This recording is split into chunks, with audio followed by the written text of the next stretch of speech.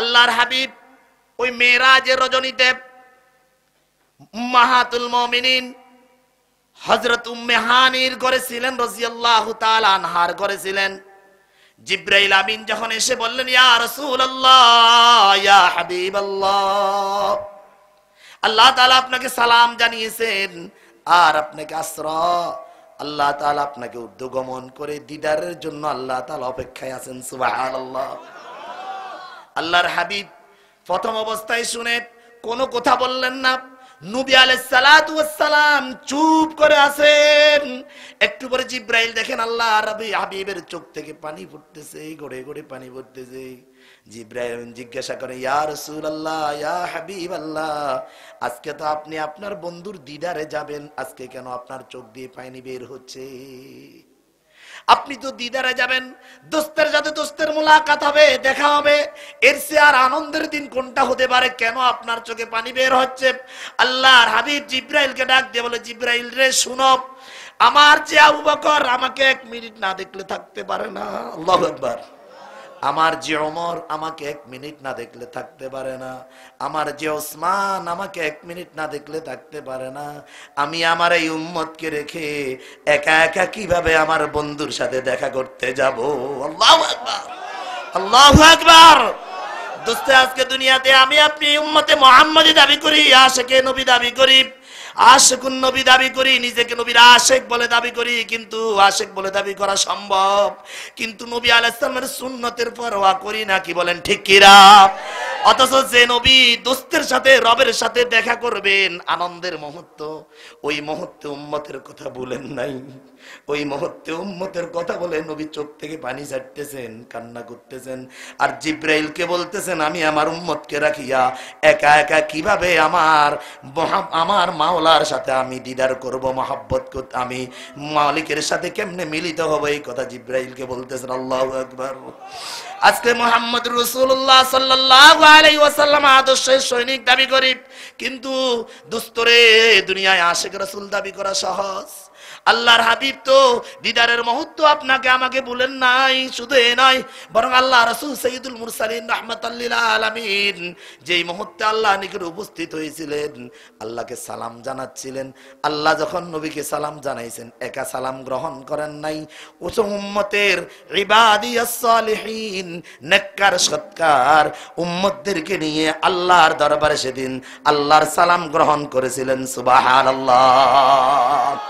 তাহলে যে নবী মেরাজের মুহূর্তে মহব্বতের তাড়নায় বন্ধুর সাথে দেখা করার দিদারে খুশিতে আনন্দিত হওয়ার কথা, ওই মুহূর্ত আপনাকে আমাকে বললেন না, আর অথচ ওই নবীর সুন্নত আমি আপনি মুখের উপর উঠাইতে পারলাম না। ওই নবীর একটা সুন্নতের মেসওয়াক আপনি আমি পকেটের ভিতর রাখতে পারলাম না। কি বলেন? আপনার আমার ভিতরে ওই নবীর একটা মেসওয়াক সুন্নত আসে নাই। আপনার আমার ভিতরে নবীর ওই ঢিলা সুন্নত ব্যবহার করা সুন্নতের একটা জামা এখনো পর্যন্ত আপনার আমার ভিতরে আসে নাই। বুঝা গেল আসলে এখনো সত্যিকারে আশিকে রাসূল হইতে পারি নাই। কি বলেন ঠিক কিনা? ইন্নাল হামদালিল্লাহি নাহমাদুহু ওয়া নাস্তাঈনুহু ওয়া নাস্তাগফিরুহু ونعوذ بالله من شرور أنفسنا ومن سيئات أعمالنا من يهده الله فلا مضل له ومن يضلل فلا هادي له ونشهد أن لا إله إلا الله وحده لا شريك له ونشهد أن سيدنا ونبينا وحبيبنا وطبيب ربنا وعيوننا صلى الله تعالى عليه وعلى آله وسلم تسليما كثيرا كثيرا. أما أما بعد فأعوذ بالله من الشيطان الرجيم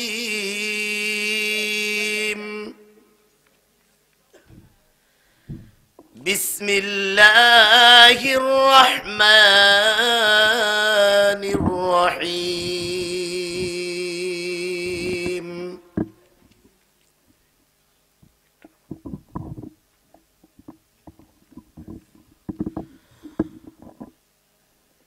يوم يكشف عن ساق ويدعون إلى السجود فلا يستطيعون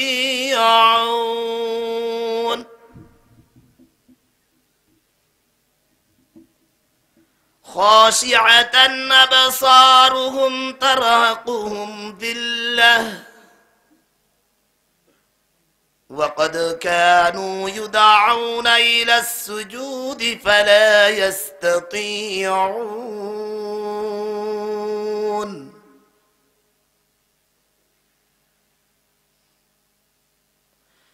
وقال تعالى في آية أخرى ومن يبتغ غير الإسلام دينا فلن يقبل منه وهو في الآخرة من الخاسرين صدقت يا رب العالمين. وقال سيدنا ونبينا محمد صلى الله عليه وسلم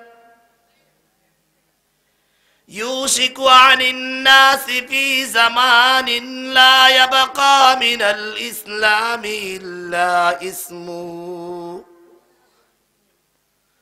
ولا يبقى من القرآن إلا رسمه مساجدهم عامر أو كما قال عليه الصلاة والسلام. وعن أبي هريرة رضي الله تعالى عنه قال قال رسول الله صلى الله عليه وسلم أرأيتم أن نهرا بباب أحدكم يغتسل في كل يوم 5 هل يبقي من درنه شيء؟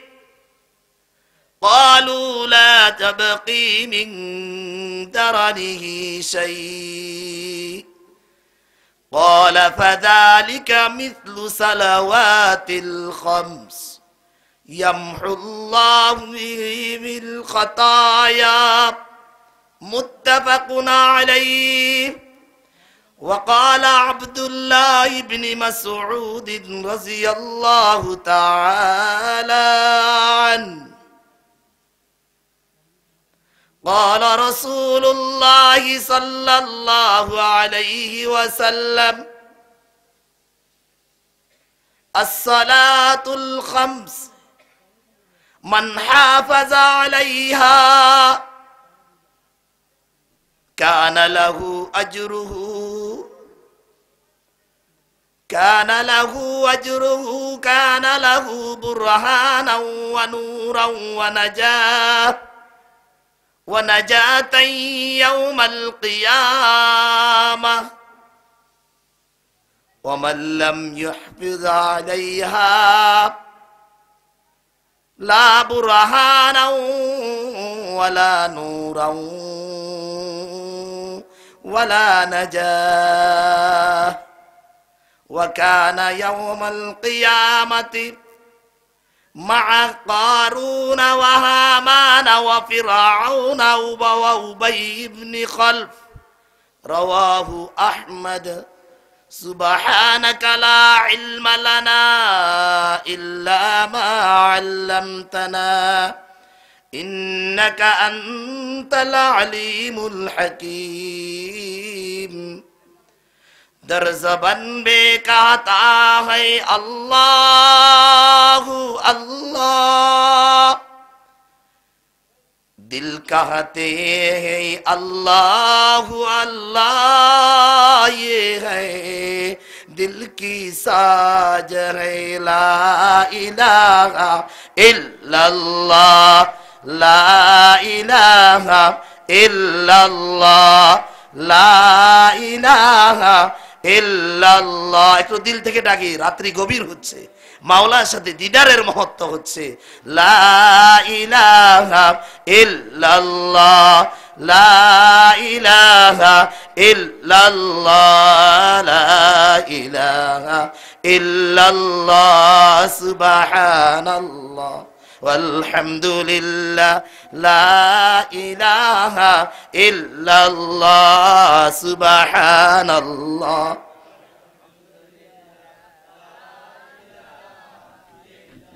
মোহাব্বত নিয়ে ডাকি জোরে জোরে, লা ইলাহা ইল্লাল্লাহ, লা ইলাহা ইল্লাল্লাহ, লা ইলাহা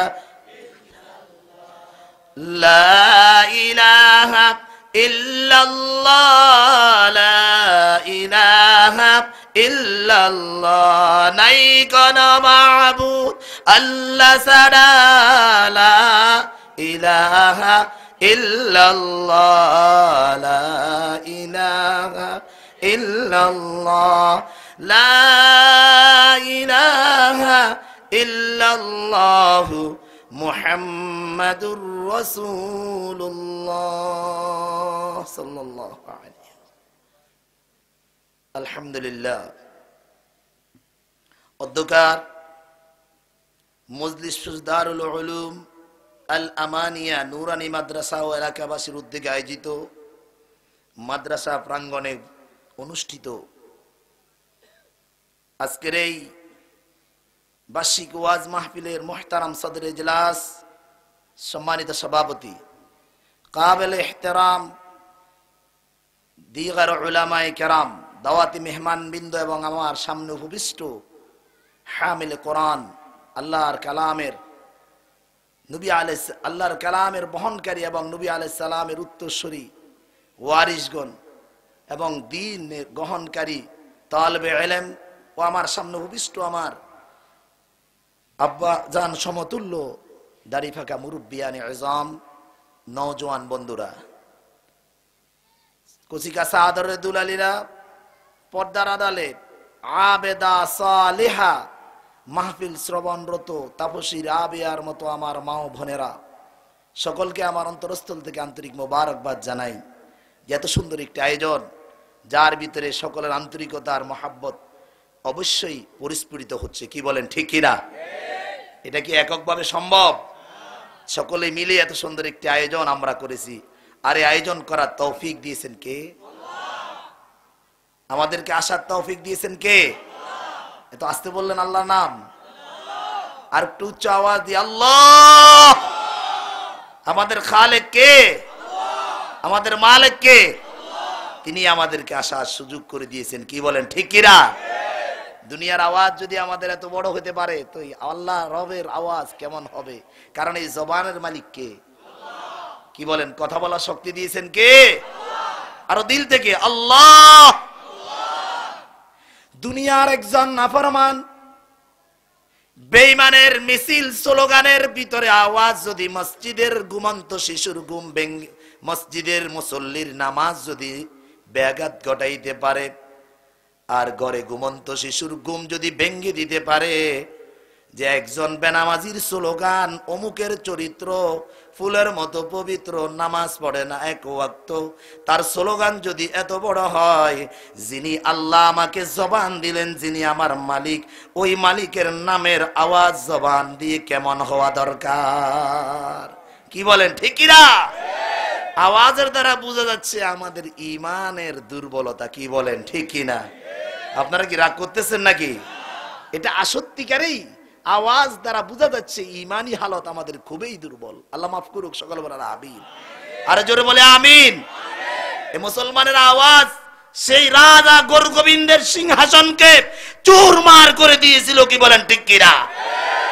একটাই আওয়াজ ছিল সেই দিন শাহজালাল ইয়ামানির জবানে, মুসলমানদের জবানে, নারায়ে তাকবীর, আল্লাহু আকবার আওয়াজ। সেদিন রাজা গোরগোবিন্দের সিংহাসন চুরমার হয়ে গিয়েছিল, কি বলেন ঠিক কিনা? আর আজকে মুসলমানের আওয়াজ কেমন হয়েছে? আল্লাহ আমাদের সকলকে সত্যিকারে ইমানদার হওয়ার তৌফিক দান করুক, সকল বলে আমিন। আরো জোরে বলে আমিন। ওই রবের শুকরিয়া আদায় করি যেই রব তিনি আমাদেরকে এত সুন্দর মজলিসে এসে একত্রিত হওয়ার তৌফিক দিলেন, সকলে বলে আলহামদুলিল্লাহ। আরো জোরে বলে আলহামদুলিল্লাহ। দুরুদ ও সালাম সাইয়্যিদুল মুরসালিন রাহমাতাল লিল আলামিন, যিনাকে তিনি আল্লাহ রাব্বুল আলামিন এই জমিনবাসীর সামনে প্রায় 1500 বছর পূর্বে হেদায়েতের বাণী আল কোরআন দিয়ে পাঠিয়েছেন, সকল বলেন আলহামদুলিল্লাহ। আর যে নবীর সাথে আমরা এমন একটি মাসে আজ এই ওয়াজ মাহফিল শোনার জন্য একত্রিত হয়েছি, যে মাসটির নাম হচ্ছে মিরাজুন নবী, সকল বলেন সুবহানাল্লাহ। এই মাসের নাম কি? রজব মাস। কি মাস? আর এই মাসে আল্লাহ তাআলা স্বয়ং হাবিবের সাথে, স্বয়ং দোস্তের সাথে দেখা করে একসাথে উম্মতের জন্য হাদিয়া দিয়েছিলেন, সকলে বলেন সুবহানাল্লাহ। আর যে হাদিয়া দিয়েছিলেন তার নাম হচ্ছে নামাজ। সুবহানাল্লাহ বলবেন না? সুবহানাল্লাহ বলতে কষ্ট হচ্ছে? আল্লাহর হাবিব সাইয়্যিদুল মুরসালিন রাহমাতাল লিল আলামিন নবী মুহাম্মদুর রাসূলুল্লাহ সাল্লাল্লাহু আলাইহি ওয়াসাল্লাম ইরশাদ করেন, হযরত আব্দুল্লাহ ইবনে আব্বাস রাদিয়াল্লাহু তাআলা আনহু থেকে রওয়ায়াত, বুখারী শরীফ দ্বিতীয় খণ্ড কিতাবুল মাগাজিতে এসেছে, আল্লাহর হাবিব সাইয়্যিদুল মুরসালিন রাহমাতাল লিল আলামিনের দুইজন সাহাবী একসাথে ইসলাম গ্রহণ করেছেন, আবার দুইজন সাহাবী একসাথে শাহাদাত বরণ করেছেন, একই ময়দানে, একই মাঠে, একই দিনে। কিন্তু আল্লাহ রাব্বুল আলামিন যখন দুইজনকে জান্নাত দান করলেন, একজন সাহাবী আল্লাহ রাব্বুল আলামিনকে ডাক দিয়ে বলেন, আয় বারি তাআলা, আমরা তো দুইজন একসাথে রাসূলুল্লাহর হাতে হাত দিয়ে মুমিন হয়েছিলাম, আবার একসাথে দুজন শাহাদাত বরণ করেছিলাম একই দিনে, কিন্তু আমার পাশে যেই ভাইকে দিয়েছেন জান্নাত, আমার ওই ভাইয়ের জান্নাত থেকে গ্রান বাইর হয়, আমার জান্নাত থেকে গ্রান বাইর হয় না। আল্লাহ নবী ইরশাদ করেন, সাহাবায়ে কেরামের দুইজনের মাঝে যখন ওই সাহাবী যখন আল্লাহ নিকট আপত্তি জানালেন, আল্লাহ তাআলা ফেরেশতাদেরকে দিয়ে খবর জানালেন যে ও সাহাবী শুনো, আল্লাহর হাবিবের শাহাদাত বরণকারী সাহাবী শুনো, তোমার যেই ভাই তোমার সাথে একসাথে মুমিন হয়েছে, একসাথে শাহাদাত বরণ করেছে, ঠিক আছে, কিন্তু তোমার আমলনামা থেকে তোমার ভাইয়ের আমলনামার ভিতরে একবার সুবহানাল্লাহ বেশি পাওয়া গিয়েছে, যার কারণে আল্লাহ তাআলা তাকে ওই একবারের সুবহানাল্লাহর বেশির কারণে এমন জান্নাত দিয়েছেন যে জান্নাত থেকে গ্রান বাইর হয়। সুবহানাল্লাহ। কি এখনো কষ্ট হচ্ছে সুবহানাল্লাহ বলতে? কি এখনো মনে চায় না সুবহানাল্লাহ বলতে? দোস্তরে বন্ধুরে, মনে হয় যেন 30-35 বছর যা বয়স হয়েছে, মনে চায় যদি পুরা 35 বছরের প্রতিটা নিঃশ্বাস আর মিনিটে সেকেন্ডের ভিতরে যদি সুবহানাল্লাহ সুবহানাল্লাহ বলতে থাকতাম, যদি বলতাম, তাহলে আমার পাশের বাইরে সে আমার জান্নাতটা কতই না সুন্দর হতো, কি বলেন ঠিক কিনা? আল্লাহ রাব্বুল আলামিন সবাইকে কবুল করেন, সকল বলেন আমিন। আল্লাহর ফেরেশতারা ডাক দিয়ে বলে, ও আল্লাহর গোলাম, আল্লাহ নবী সাহাবী শুনো, শুধু এই নয়, বরং একবার সুবহানাল্লাহ বেশি পাওয়া যাওয়ার কারণে তোমার ভাইয়ের আর তোমার জান্নাতের ভিতরে পার্থক্য কি জানো? একবার সুবহানাল্লাহ বেশি হওয়ার কারণে তামলাউ মা বাইনাস সামাই ওয়াল আরদি, এই আসমান আর জমিনের মাঝখানে যে ফাঁকা আছে, এই পরিমাণ তোমার আর তোমার ভাইয়ের জান্নাতের ভিতরে পার্থক্য। আল্লাহু আকবার, আল্লাহু আকবার, নারায়ে তাকবীর। কি বলেন?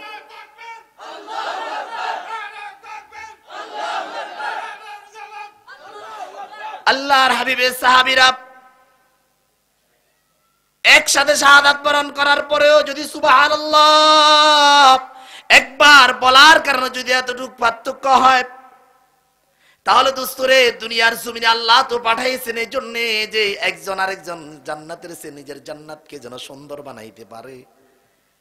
আজ থেকে সিদ্ধান্ত গ্রহণ করি ইনশাআল্লাহ, আল্লাহ যতদিন জীবিত রাখে ততদিন দুনিয়ার সমস্ত কাজের ফাঁকে ফাঁকে ওই রবের পবিত্রতা সুবহানাল্লাহ জিকির করতে থাকবো। কি বলেন ঠিক কিনা? কি বলেন, করা যাবে না ইনশাআল্লাহ? বলেন সকলে। আল্লাহ তাআলা তৌফিক দান করুক, সকল বলে আমিন। আর জোরে বলে আমিন। দোস্তর, আমি গাড়ি চালাই, টমটম, সিএনজি, আমি প্রাইভেট কার চালাই, ট্রাক চালাই, আমার হাতে কাজ করে কিন্তু আমার মুখে কাজ করে না। যখন চালাইতে থাকি তখন আমি আমার জবান দিয়ে বলতে থাকি সুবহানাল্লাহ সুবহানাল্লাহ সুবহানাল্লাহ সুবহানাল্লাহ সুবহানাল্লাহ। আমি দোকানে ক্যাশের ভিতর বসে আছি, কাস্টমার আসলে কথা বলি, না হলে আমি বসে থাকি ওই ক্যাশের ভিতরে বসে বসে আমি জিকির করতে থাকি সুবহানাল্লাহ সুবহানাল্লাহ সুবহানাল্লাহ সুবহানাল্লাহ আলহামদুলিল্লাহ আলহামদুলিল্লাহ আলহামদুলিল্লাহ আল্লাহু আকবার আল্লাহু আকবার আল্লাহু আকবার। আল্লাহর হাবিব সাইয়্যিদুল মুরসালিন ইরশাদ করেন, ক্বালা রাসূলুল্লাহ সাল্লাল্লাহু আলাইহি ওয়াসাল্লাম, মান সাব্বাহা সালাতাতুন ওয়া সালাতাতুন ওয়া সালাতুনা ওয়া মান হামিদা সালাতাতুন ওয়া সালাতুনা ওয়া মান কাব্বারা আরবাআতুন ওয়া সালাতুনা দাখালাল জান্নাহ। সকলে বলেন সুবহানাল্লাহ। যে ব্যক্তি প্রত্যেকটা নামাজের ওয়াক্তে ইনদা সালাতিন, প্রতিটা নামাজের মুহূর্তে 33 বার সুবহানাল্লাহ, কতবার? 33 বার আলহামদুলিল্লাহ, 33 বার আল্লাহু আকবার, মোট 100 বার। কতবার? 100 বার যদি পাঠ করে আল্লাহ রাব্বুল আলামিন তাকে সরাসরি জান্নাত দান করবেন সুবহানাল্লাহ। কি বলেন, মনে চাই কিনা? ইনশাআল্লাহ আজ থেকে আমরা সিদ্ধান্ত নিই যে আমরা আমার পাশের বাইরে থেকে আমার জান্নাতকে কত সাজাইতে পারি। কি বলেন, রাজি আছেন ইনশাআল্লাহ? আল্লাহ তৌফিক দান করে, সকল বলে আমিন। তো মুআজ্জাজ মুহতারাম, যে কথা বলতেছিলাম যে আল্লাহ রাব্বুল আলামিন সাইয়্যিদুল মুরসালিন রাহমাতাল লিল আলামিনকে মেরাজের মাসে পাঠালেন। এই মেরাজ এটি হচ্ছে নবী আলাইহিস সালামের দিদারের মাস, আল্লাহর সাথে বন্ধুর সাথে বন্ধু দেখার মাস। সুবহানাল্লাহ। একটু আমি আমার আলোচিত আয়াতের উপর কথা বলবো ইনশাআল্লাহ। এর আগে যেহেতু মেরাজের মাস, নবী আলাইহিস সালাম যখন যেই মৌসুম আসতো, আল্লাহ রাসূলের সুন্নাত ছিল সাহাবীদেরকে ডাক দিয়ে রাসূল ওই মৌসুম সম্পর্কে আলোচনা করতেন, কিছু কথা বলতেন। সুবহানাল্লাহ বলবেন না? কি বলেন, বাড়িতে গিয়ে বলবেন?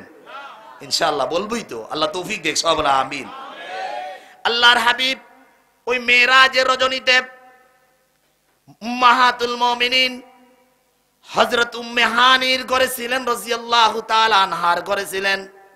জিবরাইল আমিন যখন এসে বললেন, ইয়া রাসূলুল্লাহ ইয়া হাবিবাল্লাহ, আল্লাহ তাআলা আপনাকে সালাম জানিয়েছেন আর আপনাকে আসরা, আল্লাহ তাআলা আপনাকে উদ্যগমন করে দিদারের জন্য আল্লাহ তাআলা অপেক্ষায় আছেন। সুবহানাল্লাহ। আল্লাহর হাবিব প্রথম অবস্থায় শুনে কোনো কথা বললেন না।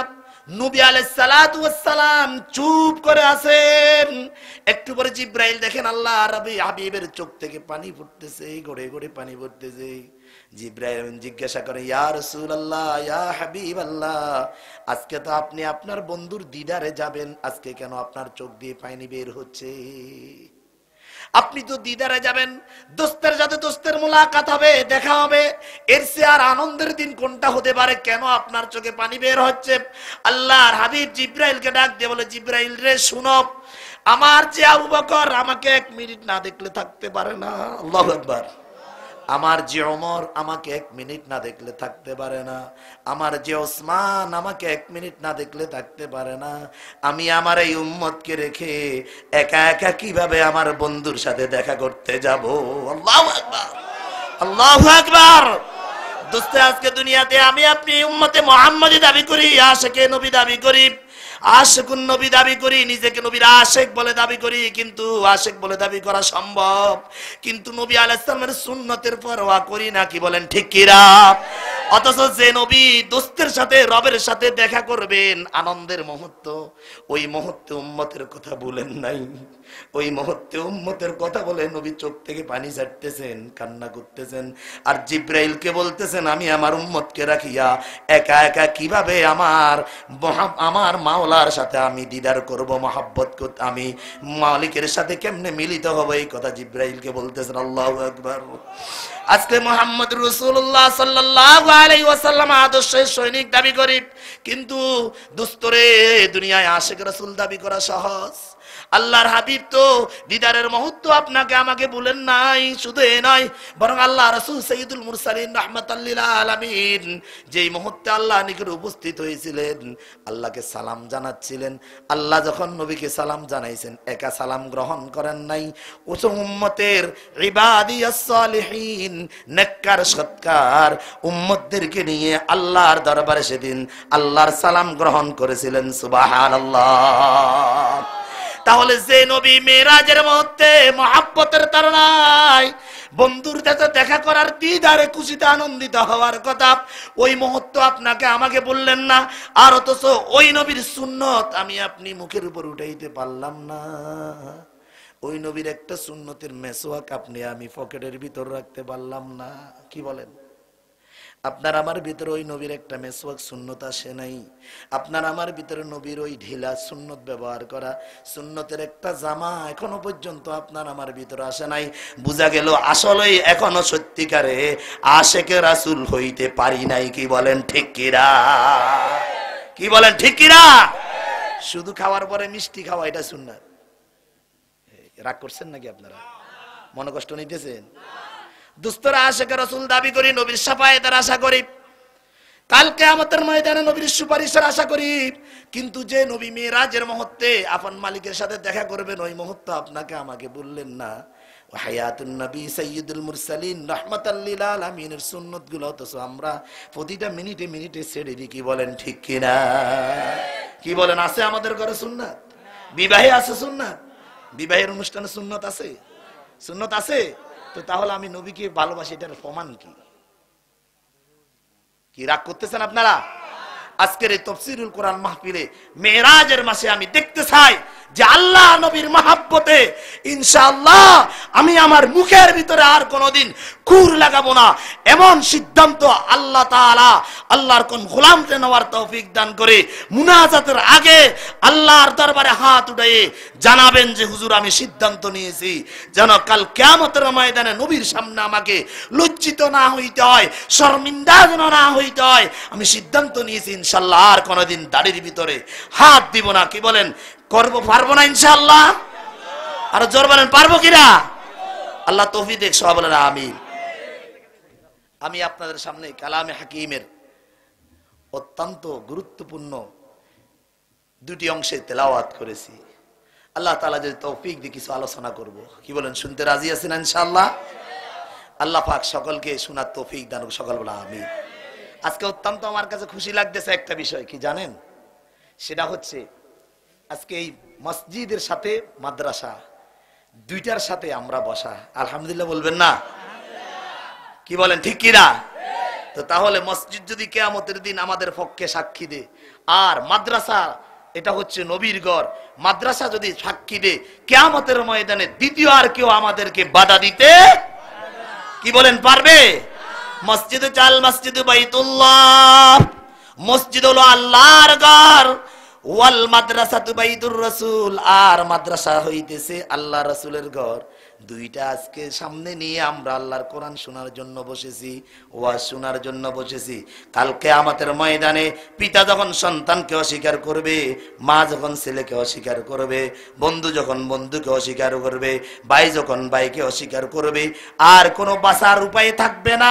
আল্লাহ রাব্বুল আলামিন ডাক দিয়ে বলবেন, ওই মসজিদ ওই দিন আল্লাহর কাছে আরজি পেশ করবে, আল্লাহ দুনিয়াতে যারা আমাকে আবাদ করতো, আমার ভিতরে সে নামাজ পড়তো, আমাকে আমার মসজিদ আমাকে তৈরি করার জন্য খেদমত করতো, আমার আপনার কোরআনকে আমি কোরআনকে প্রতিষ্ঠা করার জন্য দুনিয়াতে যারা মাদ্রাসা তৈরি করেছিল, আজকে তাদেরকে যতক্ষণ আমার সাথে দিবেন না ততক্ষণ পর্যন্ত আমি জান্নাতে যাইব না।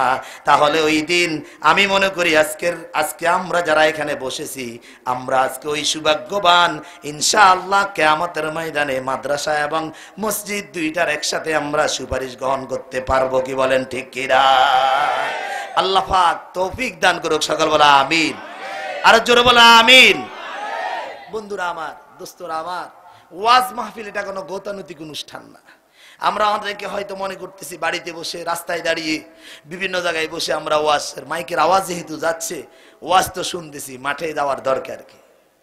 কিন্তু দোস্ত, অত্যন্ত আফসোসের বিষয়, তোমার আমার যে ঈমান তোমাকে আমাকে গর্ত থেকে ধরে মাহফিলে আনতে পারে নাই, যে ঈমান তোমাকে আমাকে ঘর থেকে বের করে আল্লাহর কোরআন শোনার জন্য মাহফিলের মঞ্চে আনতে নিয়ে আসতে পারে নাই, মাহফিলের ময়দানে নিয়ে আসতে পারে নাই, ওই ঈমান কি করে ওই ফুলসিরাতের ব্রিজ আমাকে পার করবে? এই ঈমান কি করে আমাকে ফুলসিরাতের ব্রিজ পার করাবে? কি বলেন ঠিক কিরা? অতএব আখেরি মুনাজাতের আগে সকল ঘরের সকল পুরুষদেরকে আরজি করব, মায়েরা সকলেই কিছু সময়ের জন্য মুনাজাতের আগে আগে ময়দানে পাঠিয়ে দেন, যাতে করে এই মাহফিল যেন কিয়ামতের দিন আপনার আমার বিরুদ্ধে সাক্ষী না দেখি। বলেন ঠিক কিরা? কি বলেন ঠিক কিরা? আমি খুতবার ভিতরে হাদিস পড়েছি, আল্লাহ রাসূল সাল্লাল্লাহু আলাইহি ওয়াসাল্লাম ইরশাদ করেন, ইউশিকু আলিন নাসি ফি জামানিন, আমার উম্মতের ভিতরে এমন একটা সময় আসবে যে সময় আমার উম্মতগুলোর অবস্থা কেমন হবে, লা ইয়াবকা মিনাল ইসলামি ইল্লা ইসমুহু, ইসলাম বলতে শুধু আমার উম্মতের কাছে নামটা বাকি থাকবে। কি বাকি থাকবে? নুর ইসলাম, কি সুন্দর নাম, কিন্তু সেই শিক্ষানীতি প্রণয়ন করবে নাস্তিকের। কি বলেন ঠিক কিনা? কি সুন্দর নাম, দিন ইসলাম কাজ করবে দিন বিরোধী। এভাবে আল্লাহ রাসূল বলেন শুধু নাম থাকবে, ইসলাম বলতে শুধু নাম থাকবে, অমুক ইসলাম, তমুক ইসলাম, অমুক ইসলাম, ইসলাম সব ইসলাম, কিন্তু ভিতরে একটাও ইসলামের কাজ খুঁজে পাওয়া যাইবে না। নাউজুবিল্লাহ বলবেন না? আল্লাহর হাবিব বলেন কিয়ামতের আগে এমন একটা মুহূর্ত আমার উম্মতের ভিতরে আসবে, যেমন হোটেলের নাম হবে বিসমিল্লাহ হোটেল, কিন্তু ভিতরে যারা ভাত খাইতেছে একটাও বিসমিল্লাহ পড়ে না। আপনাদের এদিকে নাই, আর আপনাদের আমাদের দূরেও না। আমি তো সোনাগাজী ছেলে, আসছি এখানে সদরে, তো জেলা একইটা, বেশি দূরে না। জেলাও একইটা, বেশি দূরে না, কাছে। আপনাদের এদিকে গুলা নাই? কেমন? গাড়ির পিছনে লেখা নামাজ বেহেশতের চাবি, কিন্তু মসজিদের ভিতরে মুয়াজ্জিন ইকামত দেয়, ইমাম সাহেব জামাত করে, গাড়ি তো দাঁড়ায় না, একটা মুসল্লিও নামি না, নামাজ পড়ে না। কথা বলেন না কেন? একজন মুসল্লিও নেমে নামাজ আদায় করতেছে না। তাহলে আল্লাহ রাসূল যে বললেন লা ইয়াবকা মিনাল ইসলামি ইল্লা ইসমুহু, ইসলাম বলতে শুধু নামটা থাকবে, নামটা থাকবে, সাইনবোর্ড থাকবে। যেমন হোটেলের নাম বললাম, সাইনবোর্ড সুন্দর, গাড়ির ভিতরে নামাজ লেখা, এটাও সুন্দর, কিন্তু আল্লাহ রাব্বুল আলামিন যে নির্দেশ দিয়েছেন ওই নামাজকে কায়েম করার জন্য, এই ব্যাপারে আমাদের কোনো খবর নাই। কি বলেন ঠিক কিনা? কি বলেন ঠিক কিনা? আল্লাহ রাব্বুল আলামিন ইরশাদ করলেন যে নামাজ আপনাকে আমাকে দিয়েছেন, ওই নামাজ সম্পর্কে আল্লাহ তাআলা, আমি আপনাদের সামনে আয়াত পড়েছি, আল্লাহ রাব্বুল আলামিন ওই নামাজ সম্পর্কে কোরআন শরীফের ভিতরে 82 থেকে 84টা আয়াত আল্লাহ তাআলা নামাজ প্রতিষ্ঠা করার জন্য বলেছেন। 2টা জায়গার ভিতরে শুধু নামাজ বলেন নাই, অন্য নামে বলেছেন। আর সব জায়গায় আল্লাহ তাআলা নামাজকে কায়েম করার জন্য as-সালাত বলে উচ্চারণ করেছেন। আল্লাহর হাবিব বললেন যে কিয়ামতের আগে আমার উম্মতের এমন একটা সময় হবে, দূর সময় আসবে, যে সময় এরকম নাম হয়ে যাবে মুসলমান, কিন্তু ফজরের নামাজে তার হাজির পড়ে আসছি, আর বাজারে জিজ্ঞাসা করলে বলছো বাড়ি থেকে পড়ে আসছি। কিন্তু কিয়ামতের দিন তো এমন একটা দিন, যেই দিন একমাত্র ক্ষমতা চলবে কার? একমাত্র যেই দিন ওই রবের ক্ষমতা চলবে, সেখানে আর কোনো সুযোগ হবে না, সেখানে মিথ্যা বলার আর সুযোগ থাকবে না। দুনিয়াকে তিলকে তাল বানানো সম্ভব, দুনিয়ার জমিনে সব কিছু করা সম্ভব, অন্যায়কে ঢাকনা দিয়ে ন্যায় বলা সম্ভব, টাকার বান্ডিল দিয়ে মিথ্যা সাক্ষী দেওয়াও সম্ভব। কি বলেন ঠিক কিনা? কিন্তু কিয়ামতের ময়দান তো এটা হাসরের ময়দান দোস্ত। আল্লাহ তো আগে বলে দিয়েছেন লিমানিল মুলকুল ইয়াউম, কোরআনে আল্লাহ 1500 বছর আগে জানাই দিয়েছেন। আল্লাহ কিয়ামতের দিন জিজ্ঞাসা করবেন লিমানিল মুলকুল ইয়াউম, আজকের দিনের মালিক কে বলো তোমরা। আল্লাহ নিজে নিজে আবার উত্তরটাও দিয়েছেন, সকালে বলেন আলহামদুলিল্লাহ। আল্লাহ বলে দিলেন লিল্লাহিল ওয়াহিদিল কাহ্হার, আজকের এই রাজত্বের একমাত্র রাজাদিরাজ মালিক হইলেন একমাত্র কাহ্হার, অর্থাৎ আল্লাহর নাম দুনিয়ায় রহমান আর রহিম, কাল কিয়ামতের ময়দানে আল্লাহর নাম হবে কাহ্হার, অর্থাৎ যেই কাহ্হারের দিল হয় কঠিন, যার সামনে ওই কাহ্হার নামওয়ালা প্রভুর সামনে স্বয়ং পয়গম্বরগণ নবী সাল্লাল্লাহু আলাইহি ওয়াসাল্লামগণ পর্যন্ত এই দিন হাদিসের ভিতরে এসেছে, আল্লাহর কাহ্হার আর জালাল নামের সামনে নবীরা পর্যন্ত বয়ে যাওয়ার সাহস করবে না। আল্লাহু আকবার। বরং সব আল্লাহ নবী সাল্লাল্লাহু আলাইহি ওয়াসাল্লাম ইরশাদ করেন, সমস্ত উম্মতগুলা যখন জাহান্নামের আওয়াজ শুনে দিক বিদিক ছুটাছুটি করতে থাকবে, আর সবাই দৌড়াইয়া যখন আদম আলাইহিস সালাতু ওয়াস সালামের নিকট যাবেন, লম্বা হাদিস আমি সংক্ষিপ্ত করে বলতেছি, আল্লাহ ইরশাদ করেন আদম আলাইহিস সালামকে গিয়ে বলবে, আপনি আমাদের আব্বাজান, আপনি আমাদের আদি পিতা, আপনি হলেন আমাদের প্রথম পিতা, আপনি একটু নাফসুম মুস্তাহিকুল্লাহ, আপনি একটু আপনার রবের কাছে আমাদের জন্য একটু দোয়া করেন, হয়তো বিচার হয়ে যাক, এদিক না সেদিক হয়ে যাক, হাসরের ময়দানের অবস্থা আর আমাদের সহ্য হইতেছে না। আল্লাহু আকবার। জাহান্নাম চিৎকার করতে থাকবে, জাহান্নাম আওয়াজ দিতে থাকবে, আওয়াজ দিয়ে চিৎকার করতে থাকবে। আল্লাহ তাআলা বলেন ওই দিন জাহান্নামকে ৭০,০০০ শিকল দিয়ে বেঁধে রাখা হবে, প্রতিটা শিকলের সাথে ৭০,০০০ করে ফেরেশতা থাকবে, ওই জাহান্নামকে টেনে নিয়ে আসবে, আর জাহান্নাম চিৎকার করতে থাকবে, সামনের দিকে আগাইতে থাকবে, কোথায় আমার খোরাক, কোথায় আমার খিদা, কোথায় আমার খাদ্য, কোথায় আমার জাহান্নামীরা, এই বলে সামনের দিকে আওয়াজ করতে থাকবে। আল্লাহর হাবিব ইরশাদ করেন ওই চিৎকার আর আওয়াজের সাথে এক একজনের কলিজা পেটে ওই আখের হাসরের ময়দানে কলিজা পেটে চৌচির হয়ে যাবে, এবং কি স্বয়ং আল্লাহর কাহ্হার জালালের নামের সামনে ওই দিন নবীদের পর্যন্ত বারবার কোন কোন নবী বেহুশ হইতে থাকবে। আল্লাহু আকবার, আল্লাহু আকবার, আল্লাহু আকবার। ও দোস্ত, দুনিয়ায় বাহাদুরি সম্ভব, দুনিয়ায় সবকিছু সম্ভব, দুনিয়ায় ৭২ জন্ম নিয়ে ৭১ সাক্ষী দেওয়া সম্ভব। কথা বলে না? নতুন আসছেন, মনে হয় যেন আজকে দুনিয়া আসছেন, কিছু জানেন না।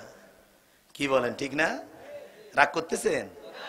দিনের বেলায় আসলে, ইসলামের ব্যাপার আসলে কি হয়ে যায়, আমরা এতিম হইয়া যায়। হুজুর কিছু বুঝি না, হুজুর। আর এমনি ওরে বাবা রে বাবা, মসজিদে কথা না বললে তো এটা ছোট লোক হয়ে গেছে। কত যে পণ্ডিত, মসজিদে যদি আসি, আবার আপনাদের এখানে বিচার দিছে মনে করেন না, মনে হয় আমাদের মুয়াজ্জিনের বিচার দিছে। মসজিদে আসি, মুয়াজ্জিনের ভুল না ধরলে মনে করে আমি তো ছোট লোক, মাতবরি না করলে সমাজের দায়িত্ব না দিলে মনে করে যেন জিন্দেগি যায় না। কিন্তু কাল কিয়ামতের ময়দানে দেখা যাবে আসল মাতবরি। কি বলেন, ঠিক কিনা? কি বলেন, ঠিক কিনা? এই দুনিয়ায় সব সম্ভব, এই দুনিয়ায় বসে তিলকে তাল করা সম্ভব, ৭২ জন্ম নিয়ে ৭১ ঘটনার সাক্ষী দেওয়া সম্ভব। কি বলেন, ঠিক কিনা? কি বলেন, ঠিক কিনা? শুধু তা নয় দোস্ত, আমি দেখিয়ে এসেছি ১ সপ্তাহ আগে, বেশি দিন হয় নাই, যার বিরুদ্ধে ৭২ জন্ম নিয়ে ৭১ ঘটনার সাক্ষী দিয়েছে, ওই লোকটা সাক্ষীটারে দেখিয়ে আসলাম, তার শিকল দিয়ে বেঁধে রাখছে, পাগল হইয়া গেছে। শিকল দিয়ে বেঁধে রাখছে, যে লোকটার বিরুদ্ধে সাক্ষী দিল, ওই লোকটা এখনো আলহামদুলিল্লাহ কারাগারের ভিতরে সুস্থ আছে। আর যার বিরুদ্ধে সাক্ষী দিল, তার ব্রেন আউট হইয়া ওই লোকটা তাকে এমন অবস্থায় পাগল হয়েছে, যারা দেখে তারে কামড়ায়। ফিরোজপুরের নাজিরপুরে আমি মাহফিল করে সকালবেলা শুনলাম নাকি যেই লোকটার বিরুদ্ধে সাক্ষী দিয়েছে, ২ জন সাক্ষী একসাথে নাকি পাগল হইয়া গেছে। দুজনকে দেখার জন্য বোর্ডের ভিতরে রওনা দিলাম। রওনা দিয়ে ওই পাশে উঠে প্রথম ওই ব্যক্তির বাড়িটা ঘুরে ঘুরে দেখলাম শুধু কিছু নমুনা দেখা যায়, ভাঙ্গা কয়েকটা ছোট ছোট ঘর পড়ে আছে, ফাঁকা ঘরও করে নাই। আর ওই গোলামের বিরুদ্ধে সাক্ষী দিছে, তার ঘর কিন্তু ফাঁকা, পুলিশ তার ঘর পাহারা দিতেছে, কিন্তু সে হয়ে গেছে পাগল। আল্লাহু আকবার।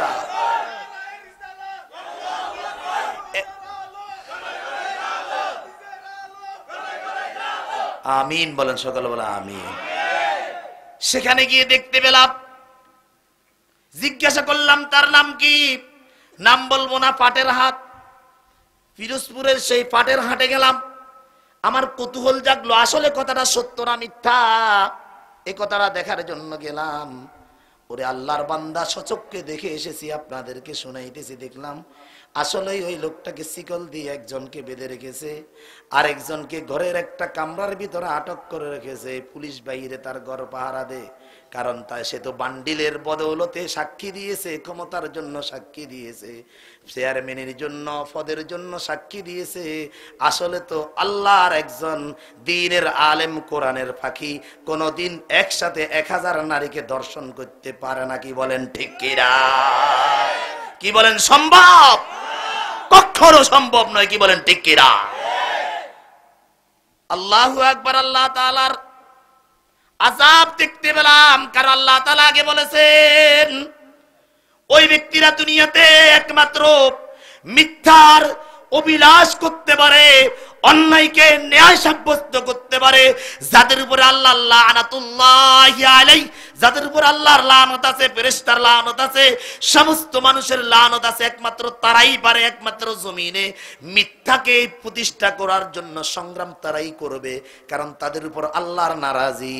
দোস্তরে দেখতে পেলাম সত্যিকারের দুজনেই পাগল হয়েছে। বুঝলাম যে আমি এই লোকটা যে আল্লাহর কোরআনের পাখিটা, যাকে বেঁধে রাখা হয়েছে, আর লক্ষ লক্ষ মানুষ যার কোরআনের তাফসীর শোনা থেকে বঞ্চিত হয়ে আছে, এই লোকটা যে একেবারেই নির্দোষ, তার প্রমাণ হইল তার সাক্ষীগুলা যে একজন পাগল হইতে পারে কোন কারণে, দুইজন একসাথেই পাগল হয়ে গিয়েছে, এর দ্বারা বোঝা গেল আসলেই ওই লোকটা সম্পূর্ণ নির্দোষ। কি বলেন ঠিক কিনা? কি বলেন ঠিক কিনা? দুনিয়াতে এত বড় কাজ করা সম্ভব, কিন্তু যেই দিন কাহ্হার ওই রাজাধিরাজ আল্লাহ সিংহাসনে বসবেন হাসরের ময়দানে, সেখানে আর অস্ত্র কাজে আসবে না? আসবে? সেখানে আর রাত্রিবেলার টাকার বান্ডিল কাজে আসবে না। এটা দোস্ত খুব ভালো করে শুন। তুই আওয়ামী লীগ করস, বিএনপি করস, রাজনীতি করস, ভালো কথা, কিন্তু তুই মুসলমান, এই কথা স্বীকার করতে হবে। কি বলেন ঠিক কিনা? কি বলেন ঠিক কিনা? তুই রাজনীতি করবি জন্য তোর ধর্ম বিক্রি করে দিবি, এটা কখনো তোর মানুষের পরিচয় হইতে পারে না। কি বলেন ঠিক কিনা?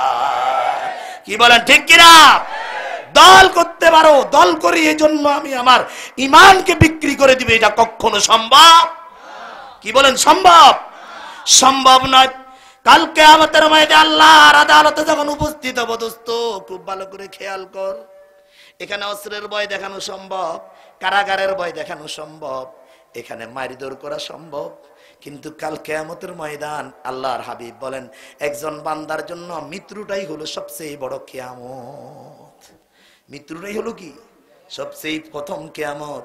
কারণ বান্দা চোখ বন্ধ করার পরে এখন দোস্ত আর কাজে আসে না। আসে? কথা বলে না? আসে? এখন আর নেতা কাজে আসে না, এখন আর টাকা কাছে আসে না, 10 তলা বাড়ি আর এখন কোনো কাজে আসে না, এখন তার রাইফেল কাজে আসে না, এখন আর দোনালি কাজে আসে না, AK-47 আর কাজে আসে না, আজরাইলের সাথে যুদ্ধ করার জন্য ব্যবহার করার সাহস করতে পারে না। কি বলেন ঠিক কিনা? কিন্তু আল্লাহ রাব্বুল আলামিন যখন ওই সাদ্দাতকে আল্লাহ তাআলা যখন মৃত্যু দিবেন, আল্লাহ তাআলা যখন জিবরাইল আজরাইলকে যখন পাঠালেন সাদ্দাতের জান কবজ করার জন্য, এর আগে আল্লাহ তাআলা বললেন অমুক গ্রামে আমার একজন ইমানদারের জানটা কবজ করে আসো। আল্লাহর ফেরেশতা যখন সেখানে গেল, ওই ইমানদার ব্যক্তির নাম যখন উচ্চারণ হয়েছে আল্লাহর সামনে, হঠাৎ করে দেখতে পেল ওই লোকটা আজরাইলের সামনে দিয়ে যাইতেছে। আল্লাহু আকবার। তো ওই লোকটাকে ডাক দিয়ে বলতেছে, শুনো, আল্লাহ তো এই মুহূর্তে নির্দেশ দিয়েছেন তোমাকে দুনিয়া থেকে নিয়ে যাওয়ার জন্য। ওই ইমানদার ব্যক্তি বলে, আর আমি তো তোমারে এতক্ষণ পর্যন্ত তালাশ করতেছি, যে অবস্থায় আছি এই অবস্থার ভিতরে এখনই তুমি আমাকে আল্লাহর কাছে নিয়ে যাও। সুবহানাল্লাহ। আর শুধু আরজি করে 2 রাকাত নামাজ পড়ার সুযোগ দাও, আমাকে এখন নিয়ে যাইবা সত্য, কিন্তু আমি যখন দ্বিতীয় রাকাতের সিজদার ভিতরে যাব, প্রথম সিজদা নয় দ্বিতীয় সিজদায় যখন যাব, তখন আমাকে উঠাইয়া নিয়ে যাইবা যেন আমি নামাজ অবস্থায় আমার মালিকের কাছে ফিরে যাইতে পারি। সুবহানাল্লাহ। আল্লাহু আকবার। আল্লাহর হাবিব বলেন সালাতু মিরাজুল মুমিনিন, নবী গেলেন আরশে আজিমে মেরাজ করার জন্য, আর আল্লাহ নবীর উম্মতের জন্য নবীকে হাদিয়া দিলেন এমন একটা নামাজ, যেই নামাজটা হইতেছে আল্লাহর সাথে মেরাজ করার সমান। সকাল বলেন সুবহানাল্লাহ। ইমানদার বান্দা কি বলে যে আমি সেজদায় থাকা অবস্থায় কি করব, আমার জানটা কবজ করব, যাতে করে আমি কি আমার মালিকের কাছে নামাজরত অবস্থায় যাইতে পারি। আল্লাহু আকবার, আল্লাহু আকবার। এই ওলামা বাজার মাদ্রাসা শুনছেন না নাম আপনারা? ওলামা বাজার মাদ্রাসার মরহুম পীর সাহেব হুজুর আল্লামা আব্দুল হালিম সাহেব রহমতুল্লাহি আলাইহি তাহাজ্জুদের নামাজের সেজদার ভিতরে আল্লাহর কাছে গিয়েছেন। সুবহানাল্লাহ, আল্লাহু আকবার। আমাদের মনে চাই কিনা? কার কার চাই একটু হাতে টান তো দেখি। নারায়ে তাকবীর, লিল্লাহি তাকবীর। আল্লাহ আপনি কবুল করেন, সকল বলা আমিন। হাত নামান। এরপর আল্লাহ তাআলা আজরাইলকে সাদ্দাদের নিকট পাঠাইলেন। সাদ্দাদের নিকট যাওয়ার পরে সাদ্দাদ বলতেছে একটু অপেক্ষা করো। এক পা নামাইলো বাহনের উপর থেকে মাটিতে, আরেক পা বাহনের উপরে। এই অবস্থার ভিতরে সাদ্দাত বলে একটু অপেক্ষা করো, আমি জান্নাতটা বানাইছি একটু দেখি আসি। হযরত আজরাইল আলাইহিস সালাতু ওয়াস সালাম বলে না না, ইদা জাআ আজালুহুম লা ইস্তাখিরুনা সাআতাও ওয়ালা ইস্তাকদিবুন। ওরে আদম শুমারিতে মুসলমান হইয়া লাভ কি হবে? বিশ্ব গণনার রিপোর্টে মুসলমান হইয়া লাভ কি হবে? ও দোস্ত, ও মুরব্বীরা আমার, ও মায়েরা আমার, খুব ভালো করে শুনো। বিশ্বের রিপোর্টে তুমি মুসলমান গণনায় মুসলমান হইয়া লাভ কি হবে? স্বাস্থ্য গণনায় মুসলমান হইয়া লাভ কি হবে? আল্লাহর পরিচয় যদি মুসলমান হইতে না পারো, দুঃখ ছাড়া কিয়ামতের ময়দানে আর কিছুই থাকবে না। কি বলেন ঠিক কিনা? কার পরিচয়ে মুসলমান হইতে হবে? কার পরিচয়ে? আল্লাহ রাব্বুল আলামিন তো মুসলমানের পরিচয় দিয়েছেন, আল্লাযীনা ইউমিনুনা বিল গায়ব ওয়া ইউকিমুনাস সালাহ। যারা নামাজ প্রতিষ্ঠা করে। দোস্তরে তুই যোহরেও নাই, আসরে নাই, মাগরিবেও নাই, এশারেও নাই, কোনো কিছুতে নাই, তোর হাতে ধরি পায়ে ধরি আল্লাহর ওয়াস্তে বলি, বুঝা গেল তুই আর আমি এখনো পর্যন্ত মুসলমান হইতে পারি নাই। কি বলেন ঠিক কিরা? কি বলেন ঠিক কিরা? যদি কেউ বলে যে তুই এখনো মুসলমান হস নাই, কি বলেন? জি ছাড়ি দিবে? মুরব্বী বলতেছে মারিয়া রে, মাইচারা উপায়ও নাই। উপায় আছে নে? এক পা কবরে গেছে, এখনো নামাজ পড়তে রাজি নাই। কথা বলে না? আছে না নাই? দেখতেছে কত যুবক সমান বয়সের একসাথে পড়ালেখা করে, আজকে সে আছে কিন্তু বন্ধু নাই, ক্লাসমেট নাই, এলাকার প্রতিবেশী যুবক নাই। কবরস্থান গুলার দিকে তাকায় দেখ দোস্ত, তোর মতো আমার মতো কত যুবক ওই কবরে শুয়ে গিয়েছে। তারপরেও তোমার আমার বুঝ আসে না যে একদিন আমাকে হয়তো এই মুহূর্তেও চলে যাইতে হবে। কি বলেন ঠিক কিনা? এখানে আমি কথা যে উদাহরণ দিচ্ছিলাম, মুমিন ব্যক্তির মৃত্যুর প্রস্তুতি আর কাফেরের প্রস্তুতি কেমন দেখেন। মুমিনের নিকট যাওয়ার সাথে মুমিন বলে এখনই আমারে নিয়ে যা। যে অবস্থায় আছি এই অবস্থায়, অর্থাৎ মুমিন সর্ব অবস্থায় মৃত্যুর জন্য প্রস্তুত থাকে। কি বলেন ঠিক কিনা? আর কাফের সে অপেক্ষা করে, একটু অপেক্ষা কর, আমি জান্নাতটা দেখিয়ে আসি, আমি জান্নাতটা দেখিয়ে আসি। তো আল্লাহ তাআলা কিয়ামতের ময়দানে কাহার রব্বুল আলামিন যখন বলবেন নামাজ পড়ার জন্য, এখানে বাটপারি করতে পারো, এখানে তুমি নিজেকে বাজারে গিয়ে ঘর থেকে পড়ে এসেছো বলতে পারো, আর বাড়িতে গিয়ে বাজার থেকে পড়ে এসে বলতে পারো, কিন্তু কাল কিয়ামতের ময়দানে দোস্ত এই সুযোগ হবে না। সেখানে আল্লাহ ছাড়া আর কেউ থাকবে না, একমাত্র ওই কবরের ভিতরেও আল্লাহ ছাড়া আর কাউকে পাওয়া যাবে না। কি বলেন ঠিক কিনা? কি বলেন? পাওয়া যাবে? কি বলেন? দোস্ত কাজে আসবে না, নেতা কাজে আসবে না।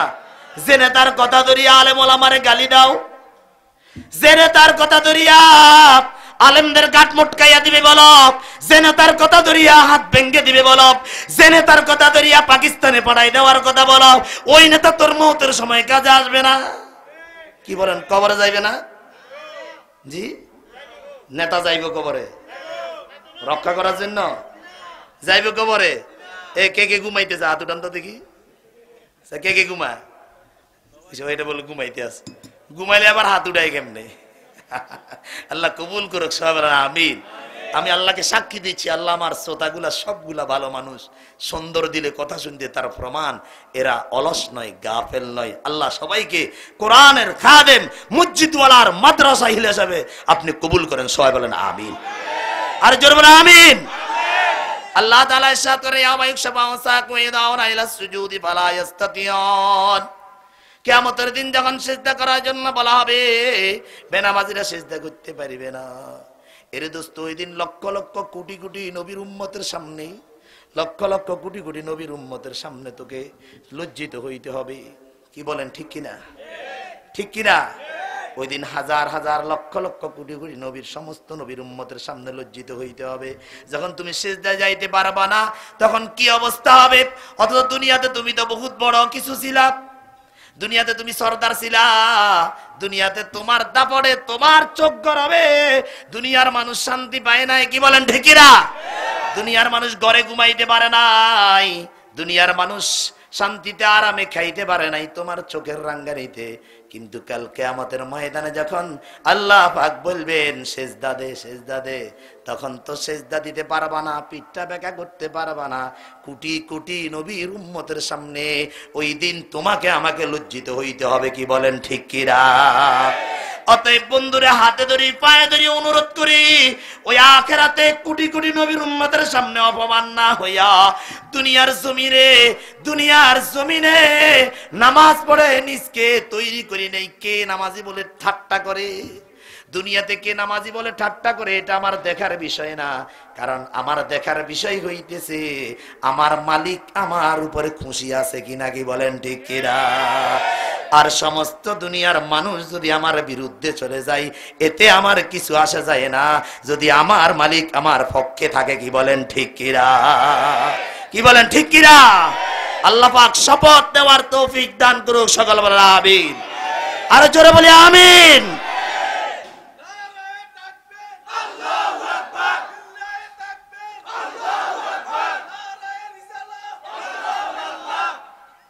আল্লাহ পাক যুবকদের কবুল করুক, সকল বলেন আমিন। সবাই বলেন আমিন। আল্লাহ পাক যেন ওই জান্নাতের আরশের ছায়া পাওয়ার মতো যুবক হওয়ার তৌফিক দিয়ে, সবাই বলেন আমিন। আরো জোরে বলেন আমিন। আল্লাহ রাব্বুল আলামিন বললেন এমন অবস্থা তৈরি হবে তারা সিজদা দিতে পারবে না।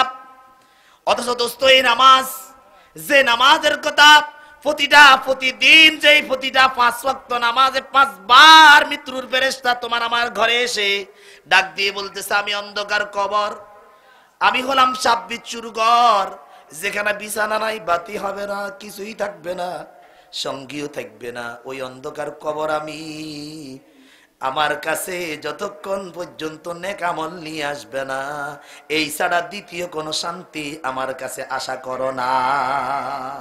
কি বলেন ঠিক কিনা? মসজিদে প্রতিটা শুক্রবার বয়ান হচ্ছে, মাহফিলে বয়ান হচ্ছে, তাবলীগের ভিতরে প্রতিদিন বয়ান চলতেছে। আজকে মুরব্বীরা আমারে আপনাকে বলতেছে নামাজের কথা। আল্লাহর হাবিব সাইয়্যিদুল মুরসালিন রাহমাতাল লিল আলামিন ইরশাদ করেন, মুরু আওলাদাকুম বিসসালাহ ওয়া হুম আবনাউ 7 সিনিন। যখন তোমাদের সন্তানগুলা 7 বছর বয়সে উপনীত হয়, তখন তোমরা তাদেরকে নামাজের নির্দেশ দাও। কিসের নির্দেশ? কিসের নির্দেশ? নামাজের নির্দেশ। নামাজ এমন একটা বিষয়, কিয়ামতের ময়দানে বেনামাজি পিঠ সোজা করে থাকতে হবে, ওই দিন সিজদা দেওয়ার সুযোগ পাইবে না। ওইখানে লজ্জিত না হয়ে দোস্তরে দুনিয়ায় একটু চেষ্টা করো, দুনিয়ায় একটু নামাজ চাও, দুনিয়ায় একটু নামাজের আজানের সাথে সাথে হাইয়া আলাস সালাহ যখন মুয়াজ্জিন বলে তুমি দৌড় দাও মসজিদের দিকে, তাহলে ওই দিন আর সমস্ত উম্মতের সামনে লজ্জিত হইতে হবে না। কি বলেন ঠিক কিনা? সাহাবায়ে কেরামের জীবনের ভিতরে দেখা যায় আল্লাহর হাবিবের সাহাবী হযরত যায়েদ রাদিয়াল্লাহু তাআলা আনহুকে শাহাদাত করার পরে হযরত খুবাইব রাদিয়াল্লাহু তাআলা আনহুর শাহাদাতের দিন ধার্য হয়ে গেল, যে এই দিন অমুক দিন কি করা হবে, খুবাইবকে শুলিতে চড়ানো হবে, সব কিছু সিদ্ধান্ত হয়ে গেল।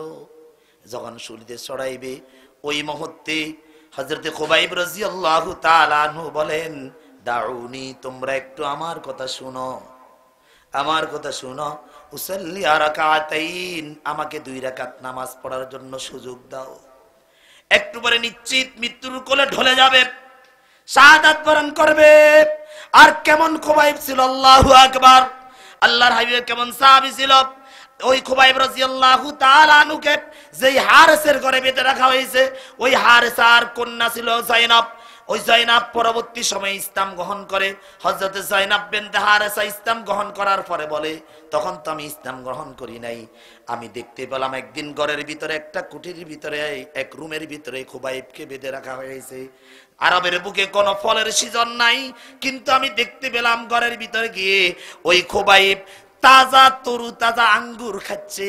আমি আশ্চর্য হয়ে বললাম, যেই খুবাইবকে সিজনহীন মৌসুমহীন যেই খোদা আঙ্গুর খাওয়াইতে পারে, ওই খোদা কি ওই খুবাইবকে আমার আব্বার এই বেঁধে রাখা ঘর থেকে আউট করে নিয়ে যাইতে পারে না? হযরত যায়েনব রাদিয়াল্লাহু তাআলা আনহা ইসলাম গ্রহণ করার আগে, ওই সময় ইসলাম গ্রহণ করেন নাই, তখন আফসোস করে খুবাইবকে ধিক্কার দিয়ে বলতেছে, কেমন খোদার ইবাদত করো, যেই খোদা তোমারে জান্নাত থেকে ফল খাওয়াইতে পারে কিন্তু তোমারে নিয়ে যাইতে পারে না। আমি চিন্তা করলাম মুসলমান হওয়ার পরে যে না বরংস তিনি আল্লাহ খুবাইবকে শাহাদাতের মৃত্যু দিবেন। যদি এখান থেকে নিয়ে যান তাহলে খুবাইব শহীদ হইতে পারবে না, এজন্য তিনি আল্লাহ খুবাইবকে এখান থেকে নিয়ে যাইতেছেন না। আল্লাহু আকবার। ওই খুবাইব রাদিয়াল্লাহু তাআলা আনহুকে যখন শুলিতে চড়ানো হবে, তিনি বললেন, দাউনি, তোমরা আমার একটু কথা শুনো। আনুসাল্লিয়া রাকাতাইন, আমাকে 2 রাকাত নামাজ পড়তে দাও। হযরত খুবাইব রাদিয়াল্লাহু তাআলা আনহু মৃত্যুর কোলে জালিম কাফেররা ফাঁসিতে চড়াবে, শুলিতে চড়াবে, ওই মুহূর্ত নামাজকে ভুলে নাই। আল্লাহু আকবার। ওই মুহূর্ত আল্লাহর হাবিবের সাহাবী হযরত খুবাইব রাদিয়াল্লাহু তাআলা আনহু নামাজে দাঁড়ায় গেলেন। কাফেররা ভাবতেছে খুবাইব মনে হয় মৌতের ভয়ে, মৃত্যুর ভয়ে মনে হয় খুবাইব নামাজে দাঁড়ায় গিয়েছে, আজকে অনেক লম্বা নামাজ পড়বে। কিন্তু খুবাইব রাদিয়াল্লাহু তাআলা আনহু অত্যন্ত ছোট ছোট সূরা দিয়ে তাড়াতাড়ি নামাজ শেষ করে ফেললেন। নামাজ শেষ করার পরে কাফেররা বলতেছে যে, খুবাইব, তোমার নামাজ পড়া অবস্থায় তোমার লম্বা রুকু আর সিজদার জন্য কতদিন আমরা বিরক্ত হয়ে যাইতাম, কিন্তু আজকে তো তাড়াতাড়ি তুমি নামাজ শেষ করলে, কারণটা কি? হযরত খুবাইব রাদিয়াল্লাহু তাআলা আনহু ডাক দিয়ে বলে, কাফেররা শুনো, আমি হলাম মুহাম্মদুর রাসূলুল্লাহর সৈনিক। আল্লাহু আকবার। আমি হলাম মুহাম্মদুর রাসূলুল্লাহর সাহাবী। তোমরা হয়তো মনে করতে পারো যদি আমি একটু লম্বা নামাজ পড়ি তাহলে তোমরা হয়তো মনে করবে আমি মৃত্যুর ভয়ে লম্বা নামাজ পড়তেছি। আমি খুবাইব কা পুরুষ নয়, আমি খুবাইব কা পুরুষ নয়, মৃত্যুকে আমি ভয় পাই না। আমি আমার শাহাদাতের মৃত্যু নিয়ে আমার মালিকের নিকটে উপস্থিত হইতে চাই, যাতে করে তোমরা আমাকে কথা বুঝতে যেন আমাকে কা পুরুষ যেন বাঁধতে না পারার জন্য আমি তাড়াতাড়ি নামাজ শেষ করে ফেলেছি। আল্লাহু আকবার। হযরত খুবাইব রাদিয়াল্লাহু তাআলা আনহু নামাজ আদায় করার পরে শুলিতে বিদ্ধ করা হলো, খুবাইবকে ফাঁসিতে ঝুলাইয়ে দেওয়া হলো।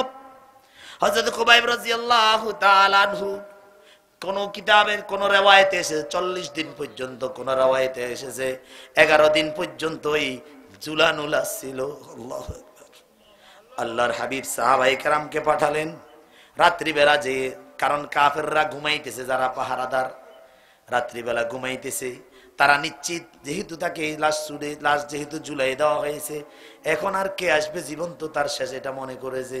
কিন্তু আল্লাহ নবী সাহাবীরা যখন হযরত খুবাইব রাদিয়াল্লাহু তাআলা আনহুর নিকটে লাশের নিকটে গেলেন, তিনারাও মনে করেছেন খুবাইব শাহাদাত বরণ করেছে, কিন্তু কাছে গিয়ে দেখেন তাজা তরু তাজা রক্ত খুবাইবের গলা থেকে বের হয়ে আসতেছে। আল্লাহু আকবার। সাহাবায়ে কেরাম যখন উপর থেকে নিচে নিয়ে আসলেন, নিয়ে আসার পরে রওনা দিলেন, কিন্তু একটু পরে দেখতে পেলেন পিছনের দিক থেকে ওই কাফেররা ধাওয়া করতেছে। আল্লাহু আকবার। আল্লাহ নবী সাহাবী ওই ফাঁসির মুহূর্ত নামাজ ভুলে নাই। আর দোস্ত আজকে আরামে খেয়ে বাপের হোটেলে খেয়ে শান্তিতে দেখে আরামের ঘরে বসে 10 তলা বিল্ডিং এ 5 তলা বিল্ডিং এ বসবাস করে, এই জমিনে বসবাস করে এখনো পর্যন্ত ওই মালিক আল্লাহকে চিনতে পারলাম নাকি বলেন ঠিক কিনা? আজকে এত আরাম পেয়ে ফজরের নামাজের ভিতরে আমার দেখা হয় না, মাগরিবের নামাজে আমার দেখা নাই, ইশারের নামাজে আমার দেখা নাই, কিন্তু মুসলমান দাবি করি কি বলেন ঠিক কিনা? যেখানে আল্লাহর হাবিবের সাহাবী মৃত্যুর মুহূর্ত নামাজকে ভুলে নাই, আর আল্লাহ তাআলা ওই সাহাবীকে কেমন মর্যাদা দিলেন। যখন সাহাবায়ে কেরাম দেখলেন পিছন থেকে আসতেছে কাফেররা দৌড়াইতেছে, আর কি করা যাবে না, দৌড় দিয়ে পারা যাবে না, তখন তিনারা আল্লাহর নামে খুবাইব রাদিয়াল্লাহু তাআলা আনহুকে মাটির ভিতর রেখে দিয়ে সামনের দিকে রওনা হলেন। আল্লাহু আকবার। কিতাবুল মাগাজিতে এসেছে কাফেররা যখন একেবারে নিকটে এসেছে, সাথে সাথে মাটি দুই দিক দিয়ে সরে গিয়ে হযরতে খুবাইবকে তার কোলের ভিতরে ঢুকাই নিয়েছে। আল্লাহু আকবার, নারায়ে তাকবীর। এই মর্যাদা কি দিয়ে হয়েছে? ওই নামাজ, ওই নামাজের কথা বলতেছিলাম। খুবাইবের এই মর্যাদা কোথা থেকে এসেছে? আল্লাহু আকবার। আপনারা শুনেছেন হযরত আব্দুল্লাহ দারের কথা। আল্লাহ নবী সাহাবী হযরত আব্দুল্লাহ রাদিয়াল্লাহু তাআলা আনহুকে যখন আল্লাহ হযরতে আব্দুল্লাহ ইবনে আব্বাস রাদিয়াল্লাহু আব্দুল্লাহ ইবনে ওমর রাদিয়াল্লাহু তাআলা জিজ্ঞাসা করলেন যে তুমি কি আল্লাহ তাআলা তোমার সাথে কেমন ব্যবহার করেছেন? ওই দিন হযরতে আব্দুল্লাহ রাদিয়াল্লাহু তাআলা আনহু বলতেছিলেন যে আমাকে যেমন হযরতে আব্দুল্লাহ ইবনে আব্বাস এবং হযরত আব্দুর রহমান ইবনে আওফ থেকে আরেকটা রওয়ায়াত এসেছে, আল্লাহ তাআলা কিয়ামতের ময়দানে একজন জান্নাতীকে ডাক দিবেন, ডাক দিয়ে জিজ্ঞাসা করবেন তুমি কেমন জান্নাত পেয়েছো? জান্নাতি ব্যক্তি বলবে আমি আল্লাহ আপনি আমাকে এত চির শান্তির জান্নাত দিয়েছেন, আমার আর কোনো কিছুর আবদার নেই। আল্লাহু আকবার। আল্লাহ পাক আবার জিজ্ঞাসা করলেন তুমি কি চাও?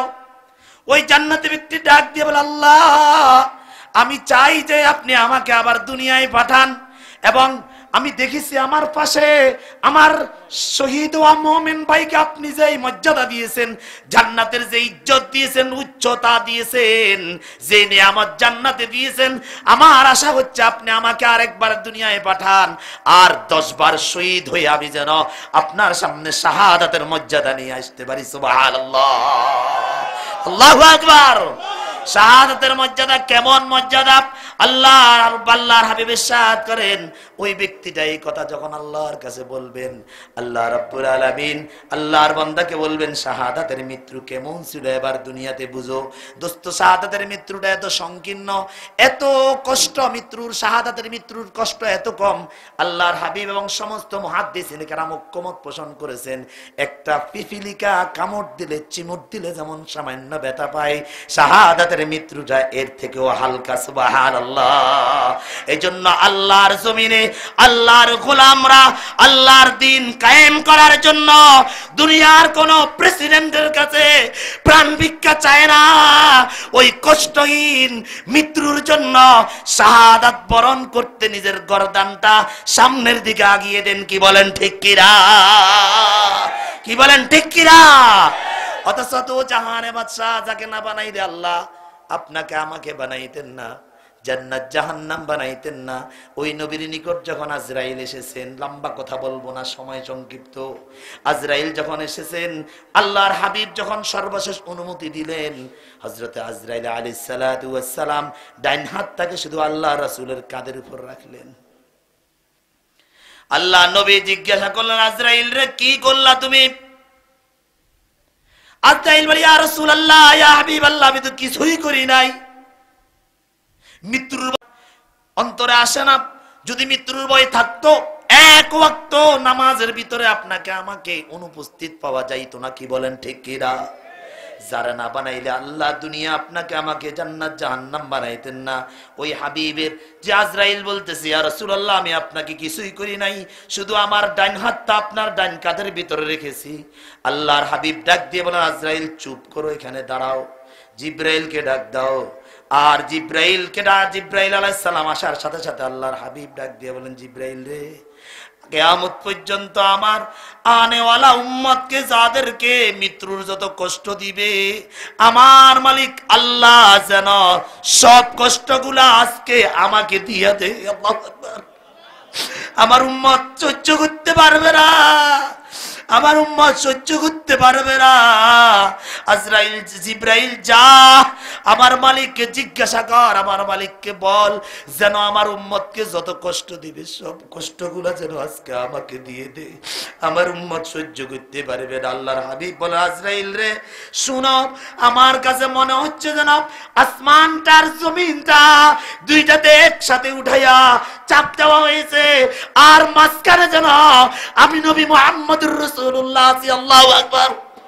মৃত্যুর যন্ত্রণা, মৃত্যুর কষ্ট কেমন কষ্ট! আল্লাহর হাবিব বললেন এই কষ্ট আমার উম্মত সহ্য করতে পারবে না।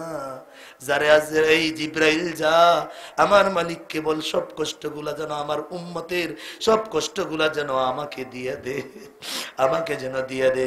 হযরত জিব্রাইল আলাইহিস সালাতু ওয়াস সালাম আল্লাহর সাথে কথা বলে এসে বলেন ইয়া রাসূলুল্লাহ ইয়া হাবিবাল্লাহ, আল্লাহ তাআলা ওয়াদা করেছেন আপনার যে উম্মতটা দুনিয়াতে আপনার উপর দুরূদ পাঠাইবে, আপনার সুন্নতের অনুসরণ অনুকরণ করবে, আল্লাহ তাআলা তার নাম, তার বাবার নাম, তার ছবি সহকারে প্রতিটা মুহূর্ত আপনার রওজার ভিতরে তার সাথে আপনার সাথে মোলাকাত করাইবেন। সুবহানাল্লাহ সুবহানাল্লাহ। কি বলেন, মনে চায় কিনা? মনে চায়। আল্লাহর নবীর সামনে নিজের চেহারাটা, নিজের নামটা, নিজের বাবার নামটা, ঠিকানাটা আল্লাহর নবীর সামনে ফেরেশতারা প্রতিদিন উপস্থিত করুক, এটা আমরা চাই। কারা কারা হাত উঠাই দেখাই? নারায়ে তাকবীর, লিল্লাহি তাকবীর। আল্লাহ আপনি কবুল করেন, সকল বলে আমিন। হাত নামান। হযরত জিব্রাইল যখন এই কথা বললেন তখন আল্লাহর হাবিব সাইয়্যিদুল মুরসালিন রাহমাতাল লিল আলামিন আবার আরজি পেশ করেন, জিব্রাইল রে এতে তো আমি খুশি না। আল্লাহর নিকট আবার গিয়ে জিব্রাইল এসে জানান ইয়া রাসূলুল্লাহ আপনার মৃত্যুর সাথে সাথে আল্লাহ তাআলা ওই মৃত্যুর কষ্টর একটি অংশ উঠায় নিয়ে যাবে। আল্লাহ আল্লাহু আকবার।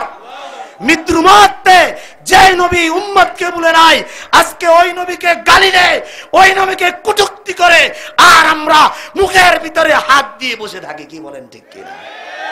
কি বলেন ঠিক কিনা?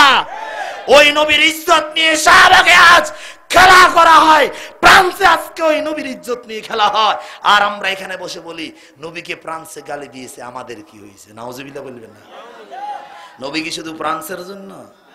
নবী কি ওই দিন বলেছিলেন জিব্রাইলে শুধু সৌদি আরবের উম্মত গুলার কি অবস্থা হবে, জিব্রাইলে শুধু ফিলিস্তিনের উম্মত গুলার কি অবস্থা হবে, বাংলাদেশের উম্মত গুলার কি অবস্থা হবে? নবী তো এই কথা বলেন নাই। নবী তো বলেন রাহমাতাল লিল আলামিন, সারা দুনিয়ার জন্য নবী তো রহমত হিসেবে এসেছেন। আজকে ওই নবীকে গালি দেনেওয়ালা সাতেমে রাসূলদেরকে যখন আল্লাহর নবীর আশিক প্রেমিকরা যখন দুনিয়াটাকে জাহান্নামে পাঠাইয়া দে, এমন দেশে বসবাস করি যে দেশের আদালত ওই নবীদেরকে ফাঁসির কাস্টে ঝুলানোর জন্য রায় ঘোষণা করে। কি বলেন ঠিক কিনা? কি বলেন ঠিক কিনা? আজকের এই মসজিদ আর মাদ্রাসার সামনে থেকে রবের কসম করে বলতেছি, আমরা চাই এই দেশে কোন আল্লাহ নবীর প্রেমিকের ফাঁসি দ্বিতীয়বার যেন এই জমিনে আমরা শুনতে না পাই। কি বলেন ঠিক কিনা? তাদের আল্লাহ নবীর প্রেমিকদের রায় অবশ্যই কি করতে হবে? উঠিয়ে নিতে হবে। এবং সত্যিকারে যারা নবীকে এ জমিনে ভালোবাসে তাদের নিরাপত্তার ব্যবস্থা করতে হবে। এবং যারা নবীকে গালি দেয়, নবীর ওয়ারিসদেরকে গালি দেয়, নবীর ওয়ারিসদের হাত ভেঙে দিবে, ঘাট মটকাই দিবে, পাকিস্তানে পাঠাই দিবে, যারা বলে তাদের জন্য কঠিন থেকে কঠিন সংসদে আইন করে বিচারের ব্যবস্থা করতে হবে। কি বলেন ঠিক কিনা? কি বলেন ঠিক কিনা? নচেত মুসলমান মুসলমান দাবি করবি, কিন্তু তোর সামনে নবীরে গালি দিয়া কেউ চলিয়া যাইবে, বুঝবি তুই মুসলমান হইতে পারস নাই। কি বলেন ঠিক কিনা? তুই যদি আশেকে রাসূল হইতে তোর সামনে নবীকে কেমনে গালি দে? দোস্তরে, কার মোহে পড়ে আল্লাহ জিজ্ঞাসা করেছেন, ইয়া আইয়ুহাল ইনসানু মা গররাকা বিরাব্বিকাল কারীম। ও মানুষ, কিসে তোকে, কোন জিনিস তোকে রহমান মালিকের ইবাদত থেকে তোকে ফিরায় রেখেছে? কিসের ভয়ে? অতএব দোস্ত, সিদ্ধান্ত নিতে হবে। এই জমিনে আজকে এই মাদ্রাসা, এই মসজিদ আছে বিদায় এখনো পর্যন্ত বিশ্বের শক্তিধর কঠিন আমেরিকা, ইউরোপের মতো রাষ্ট্রের চেয়ে বাংলাদেশ করোনা নিয়ে অনেক ভালো আছে। কি বলেন ঠিক কিনা? কি বলেন ঠিক কিনা? কারণ এই বাংলার জমিনে যতগুলা মাহফিল হয়, প্রত্যেকটা মাহফিলের ভিতরে তওবা করে আখিরি মুনাজাত হয়। কি বলেন ঠিক কিনা? কি বলেন ঠিক কিনা? আর ওই তওবার মাঝে দিয়ে আল্লাহর গোলামরা আল্লাহর রহমতকে আসমান থেকে নিয়ে আসে, যার কারণে এই জমিন আজও পর্যন্ত আমেরিকা ইউরোপ থেকেই ভালো আছে। কি বলেন ঠিক কিনা? এদেশে যত মাহফিল হয়, এদেশে যত মাদ্রাসা আর মসজিদ আছে, বিশ্বের কোথাও এর নজির নাই। কি বলেন ঠিক কিনা? আর এইগুলার বিনিময়ে আজও বাংলাদেশ শক্তিধর রাষ্ট্রগুলা থেকে ভালো আছে। কি বলেন? আলহামদুলিল্লাহ বলবেন না? আলহামদুলিল্লাহ বলবেন না? বুঝতে হবে, যারা এই মাহফিল গুলা আর এই মাদ্রাসা মসজিদ গুলা বন্ধ করার জন্য ষড়যন্ত্র করে, তারা চায় না বাংলাদেশ শান্তিতে থাকুক। কি বলেন ঠিক কিনা? কি বলেন ঠিক কিনা? আমরা বলবো এক বাক্যে, আমরা মুসলমান, আমাদের মালিক আমাদেরকে শান্তি শিক্ষা দিয়েছেন। কি বলেন ঠিক কিনা? আমরা এই দেশে বিশৃঙ্খলার অশান্তি কখনো মেনে নেব না। কি বলেন ঠিক কিনা? তিনি রব্বুল আলামিন যে হায়াত দিয়েছেন, এই হায়াতকে আমরা পুঙ্খানুরূপে আল্লাহর হুকুম, নবীর সুন্নত তরিকায় আমরা অতিবাহিত করব। কি বলেন? রাজি আছেন ইনশাআল্লাহ? কারা কারা রাজি? হাত উঠান। নারায়ে তাকবীর, নারায়ে তাকবীর। কোরআন হাদিসের আলো, কোরআন হাদিসের আলো। মাদ্রাসা মসজিদের দুশমনেরা, ইসলামের দুশমনেরা, আলেম ওলামার দুশমনেরা, আল্লাহ নবীর দুশমনেরা, নারায়ে তাকবীর। হাত নামান। দীপ্ত শপথ নিতে হবে। আমাদের পিঠ দেওয়ালে ঠেকে গিয়েছে। আমরা সাপ্লাই রক্ত দিয়েছি, বোলাই রক্ত দিয়েছি, ব্রাহ্মণবাড়িয়ায় রক্ত দিয়েছি। আমাদের মালিক আমাদেরকে অর্ডার দিয়েছেন, উজিনা লিল্লাযিনা কাতিলুনা আন্না লাহুম যুলিমু। যাদের উপর জুলুম আর অত্যাচার করা হয়েছে, আমি তাদেরকে আল্লাহ রাস্তায় জিহাদ করার অনুমতি দিয়েছি। কে দিয়েছেন? কে দিয়েছেন? অতএব একমাত্র ভয় কাকে করি? ভয় কাকে করি? দুনিয়ার কোন লাল চক্ষুকে ভয় করি না। জীবন চলে যেতে পারে, আপনারা আমাদেরকে বলবেন শুধু মা বাবার ওয়াজ করার জন্য, আসমানের উপরে আর মাটির নিচে ওয়াজ করার জন্য, আর মাঝখানে তেল, ডাল, গম, টিন যা আছে জনগণের এগুলা চুরি করে আপনারা নিয়ে যাবেন এই জন্য নাকি? এই জন্য এই দেশ স্বাধীন হয়েছে? বঙ্গবন্ধু এই দেশ স্বাধীন করেছেন এই জন্য? হ্যাঁ, প্রেসিডেন্ট জিয়াউর রহমানের স্বাধীন করেছেন এই জন্য? এই জন্য আমাদের সন্তানরা রক্ত দিয়েছে ৭১-এ, এই জন্য রক্ত দিয়েছে না, বরঞ্চ আলেমদের দায়িত্ব, এক একটা আলমের জবাব আল্লাহর কাছে দিতে হবে। এক একটা জগতের হিসাব কার কাছে দিতে হবে? এই জন্য আমরা যখন এখানে বসি কথাগুলা বলি যে দোস্ত, তোর চেয়ারম্যানই তোর কবরে যাবে না, তোর এমপিগিরি কবরে যাবে না, তোর লিডারগিরি কবরে যাবে না, তোর সভাপতিগিরি কবরে যাবে না। কবরে যাবে, কবরে যিনি থাকবেন তিনি একমাত্র কে? তিনি কে? অতএব ওই রবের ভয় করি, ওই রবকেই ভয় করি, দুনিয়ার আর কোন শক্তিকে ভয় করি নাকি? বলেন ঠিক কিনা? ওই রবের কথা বলে যদি শাহাদাত বরণ করতে পারি তাহলে চিরস্থায়ী আরামের জান্নাত আমার জন্য, কি বলেন ঠিক কিনা? শাহাদাতের মৃত্যুর জন্য সকলে আমরা আল্লাহর কাছে প্রার্থনা করি, আল্লাহ আপনি আমাদের সবাইকে শাহাদাতের মৃত্যু দান করেন। সকল বলেন আমিন। আর জোরে বলা আমিন। আলহামদুলিল্লাহ, আমি অত্যন্ত খুশি হয়েছি আজকের এই মাহফিলে এসে আপনাদের